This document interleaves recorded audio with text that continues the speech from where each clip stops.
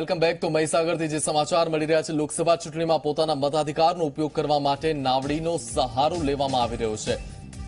સંતરામપુરના ટીમલા પશ્ચિમ ગામના 250 જેટલા મતદારોએ જીવના જોખમે મત આપ્યો। બુધ કડાણા ડેમના પાણીની સામે ટીમલા પૂર્વ ગામે હોવાથી 1 કિલોમીટર જેટલું જળમાર્ગે જવું પડે છે। એક બાજુ શહેરી વિસ્તારમાં મતદાન નીરસ દેખાઈ રહ્યું છે, ત્યારે અહીંના અભણ આદિવાસી આ રીતે જીવના જોખમે પણ પોતાના મતાધિકારનો ઉપયોગ કરી મહાપર્વની ઉજવણીમાં ભાગ લઈ રહ્યા છે।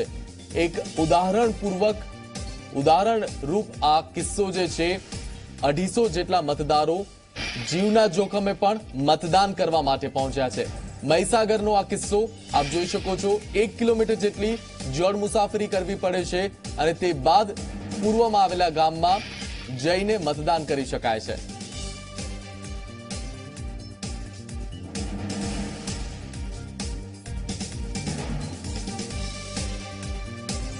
अरे सरपंचनी होय, तालुकानी होय, जिल्लानी होय के विधानसभानी के लोकसभानी होय तेनी में अमारे जीवना जोखमे अमारे पूर्वમાં નદીનો કડાણા ડેમના પાણીમાં સહારો નાવડીનો સહારો લઈ અને અમે મતદાન કરવા જઈએ છીએ સાહેબ મારા।